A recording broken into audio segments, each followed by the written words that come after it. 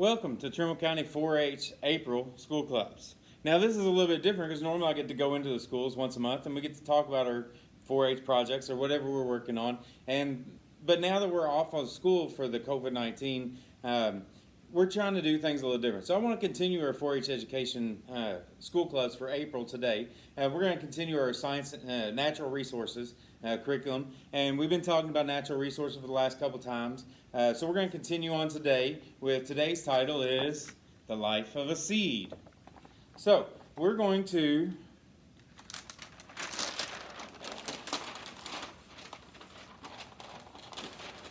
continue talking today about a seed. So I've got the ground planted here, drawn here, and we've planted a seed. So there's a couple things that this seed needs, all right? And the first thing is sunlight. So we got a big, bright, shiny sun. It is happy and smiling, all right, because it's putting down all these rays. All right, the next thing, what else does what does a seed need? Sunlight. 2 is water. All right, and where does it get its water from? The clouds. And the clouds are crying rain. All right, and giving it rain. All right. The next thing that a plant needs is what? All right. Somebody might have said carbon dioxide. All right, and that's drawn here through the air. So we have carbon dioxide. Plants inhale carbon dioxide, exhale oxygen. Humans breathe in oxygen, exhale carbon dioxide. So it's a bond that we have to have, that we need these plants, the plants need us, because we transfer this carbon dioxide to oxygen back and forth with each other. Now the last thing that this seed needs, we have sunlight, we have rain, we have carbon dioxide, and the last thing this needs is nutrients in the soil. All right? Now how does the nutrients get into the soil? All right? Sometimes it gets there because the water will wash away decomposing plants and will feed nutrients into the soil. Sometimes we have worms crawling around through, munching in the ground. They're decomposers. They're going to eat a lot of the decomposing plant life and things that are dying on top of the ground, but they are digging tunnels. These tunnels help aerate the ground, which helps water when it rains to be able to flood through the tunnels really easy. And then as the worms are crawling around eating, they are also pooing. And when they poo, they are leaving little droplets of nutrients all throughout the ground. So if you go out and you're wanting to go fishing and you dig up a piece of ground that's got a lot of worms in it, if it's got a lot of worms, that helps you know that that ground is really nutrients and full of nutrients and easy for plants to grow. If there's no presentation of worms, it may not be that good of nutrients in the ground. There may not be that much stuff for them to eat. So anyway, so we got the plant. Now when the plant starts to grow, I'm going to use green, looks good. When the plant starts to grow, it's going to come out of its shell, and it's going to start to grow 3 different types of roots. All right. So the root system, all right, the first one is going to come down. It's going to be really long and go straight down. All right, and we're going to call that one, that's the tap root. All right, so we got tap root or anchor root. All right, the next root that's going to grow, next type of root, is going to come out through here, and it's going to look like it's real long, hairy, which is how they get the name hair roots or straw roots. All right, these are feeder roots. These are the feeder roots. These are what hollow roots that's going to be going out searching, looking for nutrients and stuff. When they get the nutrients and the water and food, they're going to suck all of the nutrients right back up into the plant and stuff. Now the last type of root, I'm going to use brown just to show there's a difference. Last type of root is going to be a little bit thicker. They don't look exactly like this, but you get the idea. All right, and they are your reserve roots. All right, so tap roots, hair roots, and reserve roots. Tap roots are what's going to dig down deep and keep the plant from falling over.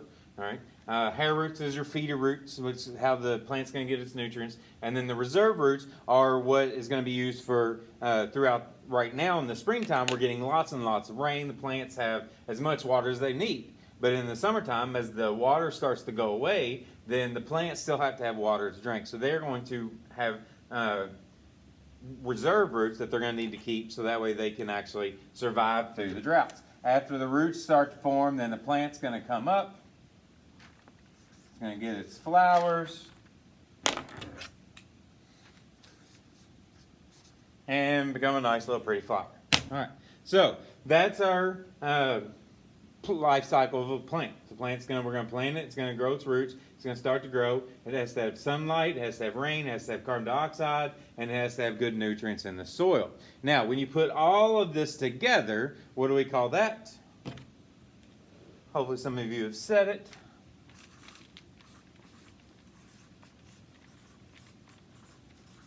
Ecosystem. So your ecosystem is everything combined, all right? You have to have a full, proper ecosystem in order for a plant to properly be able to have the nutrients and stuff to grow.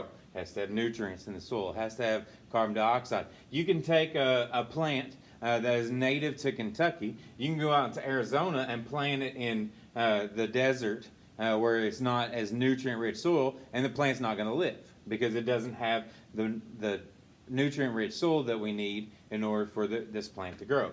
So this is the life cycle of a plant. This is the whole thing together is your ecosystem, which is going to lead into our project for today. So now, forgive me, I'm going to have to spin the camera around. And we're going to try this out. I don't know how well it's going to work on camera. Normally I can do this in front of a whole class and everything works. But we're going to talk about an ecosystem in a bag.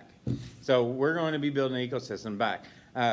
Outside the Trimble County Extension Office at 43 High Country Lane in Bedford, we have these boxes outside called grab-and-go boxes. You can come up and grab county fair projects and things that you can work on at home. We're also going to have this ecosystem in a bag in one of those grab-and-go bags too. So you'll be able to come up and grab one of these and take it home and work on it. If you already have all this stuff at home, no problem. You can work on it right there at home with yourself. But what I'm going to do is I'm going to go through and show you kind of all the things that we're going to need. I can get all this together. So the first thing you're going to need is old newspapers. You're going to need some sort of a can. Right. You're going to need a bread bag. All right. You're going to need paper tape. You're going to need either, you can use peat pellets, peat moss, or you can go to a store and buy potting soil of any kind that you want to use. So what we're going to do is we're going to make an ecosystem in a bag. And we're going to show you a very easy way that you can help start your garden off and today and now starting off indoors and have it ready so that way as soon as all the weather is right and you can go outside, it's very simple. You can just take and transport these right outside. First thing I'm going to do is I'm going to take a pair of scissors. I'm going to take my old newspaper and I'm going to cut it in probably about 5 inches. Somewhere about in there. You don't have to measure, you don't have to be exact. You just gotta have your newspaper pretty close to about that much. Alright, then you're gonna take, you can unwrap it. You only need one, and you can really take this and cut this in half again, right up the middle. So that way you only got a side. And that should be about good enough. If you want to take a full one, you can do that too, depending on how big of a cup you have of what you want to use. We're going to try this. So we're going to take your newspaper, and you want to put it about halfway up the cup, all right? And then you're going to start wrapping it around your can. All right? You want it fairly tight, as tight as you can get it. And so you've wrapped it around your can only about halfway up. Now you're going to need to take paper tape. And it may help to have this pre-cut, which I failed to do. You're going to take some paper tape. Paper tape is the best for what we're going to use it for. And you're simply going to take where you've overlapped your paper, and you're going to tape that together. All right. So now you've got a hollow end that's sticking out the bottom of the can, and it's coming up about halfway up the can or so, up to about there. And then you're going to go ahead and cut you some more tape. Stick it off to the side for a second. You're going to take this part of the can that's sticking up over top, and you're going to start folding that down on itself. So I'm going to fold this down here. I'm going to fold this down here. Fold this down here. Fold this all down good and solid. And I'm going to take the paper tape and I'm going to tape the bottom. So now I've just taped it around the bottom half of the can. It's sitting here, and very gently I'm going to spin the can, and off comes your biodegradable cup. All right. Now what you can do is you can take peat pellets. You can stick them in. These are compressed, dehydrated peat moss dirt. You can take and fill up a cup with some water, warm water, and drop this in to where the bullseye side, the open end, is facing up, and that's going to expand. Once it starts rehydrating, it's going to expand back up, open up, and oh, way too much water. There was extra water. It's going to expand back up and open up, and you've got a section of dirt that you can start planting your seeds in. Now, what I'm going to do today, besides make a mess, what I'm going to do today is I'm going to use my potting soil. So I've just got a little cup for my potting soil. I'm going to take and I'm going to scoop some of this potting soil up out of the bag. I'm going to take my biodegradable cup that I just created, and I'm going to pour the potting soil mix into the cup, holding it over the bag so you don't make a huge mess unless you're outside. Kind of pat that down just a little bit to keep it into it. Now this potting soil is a little bit dry, so I'm going to need to add a little bit more water than what normally you do, but this was older potting soil. I didn't get a new bag yet. So now I've got my potting soil all compressed down into this biodegradable cup. All right. Now this cup that we just made is made completely out of paper. Paper is made from trees, which is a natural product, so you can put this straight into the ground. We use paper tape, so that way it's not plastic, and this will also biodegrade as well. So this is your now biodegradable cup, and we're going to take our seeds, and I've got a little seed right here, and these seeds that you're going to use is your cilantro. Now we're using cilantro, we're using cilantro seeds because we have with our the extension office publications, we have a recipe card that you can actually use and put and grow your own cilantro, and then you can put the cilantro into and make a salsa. And that salsa would actually be entered into the county fair, or could be entered into the county fair if you want to. So we've got our cup, biodegradable cup. It's got our little seed planted right inside here. Put about 1/4 of an inch deep. I'm going to pull some of the dirt over on top of it, and then I'm going to take just a little bit of water.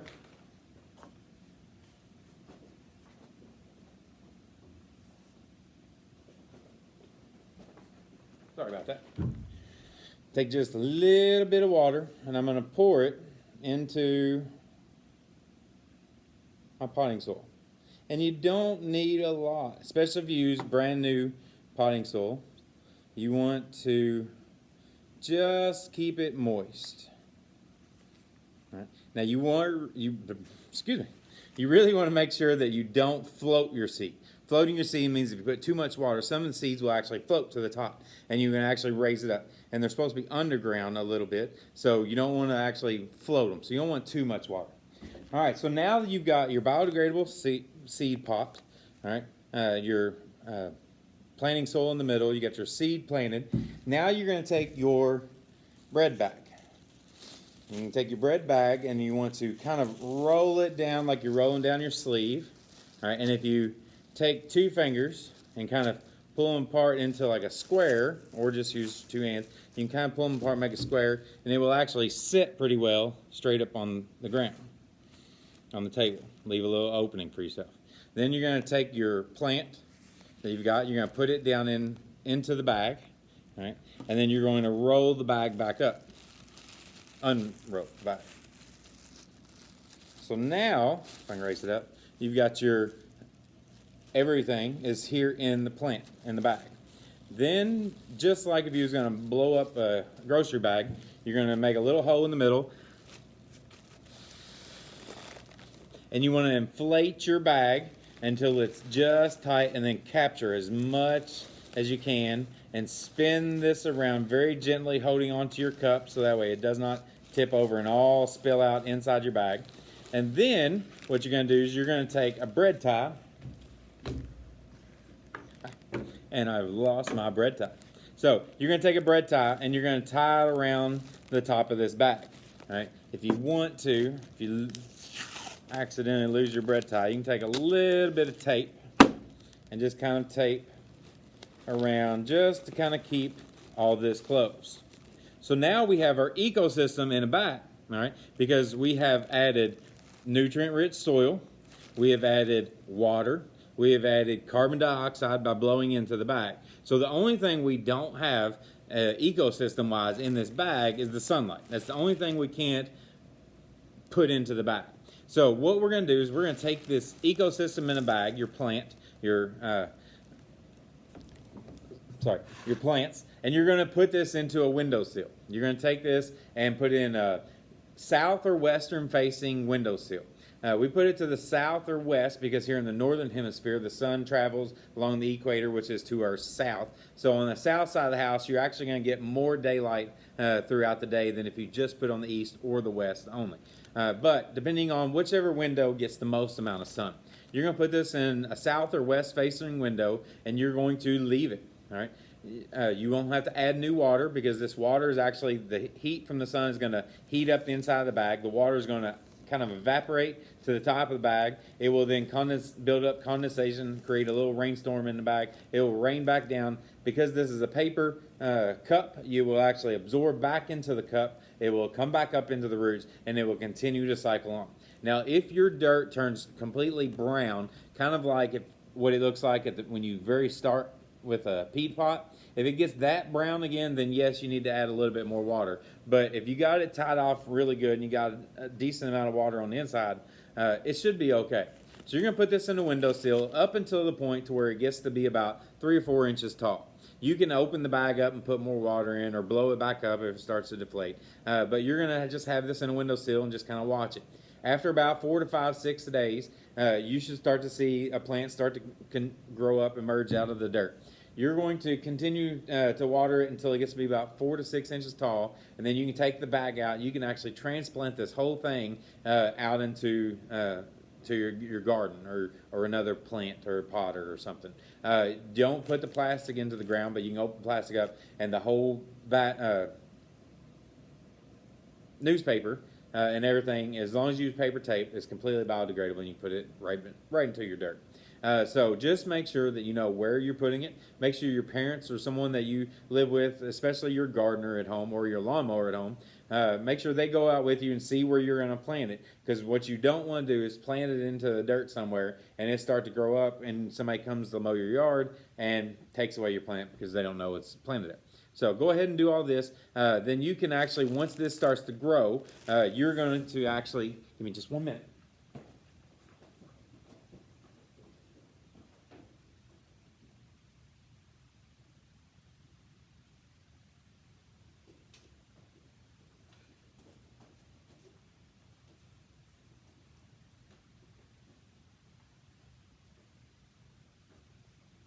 You're going to be able to take your strawberry salsa and you will actually be able to plant salsa or make salsa. And it says add strawberries, green onions, tomatoes, and cilantro and toss to go. So this Kentucky Proud recipe card that we have that's going to be inside your bag with all of your equipment will also go along with, you can raise your own cilantro and add it into your strawberry salsa.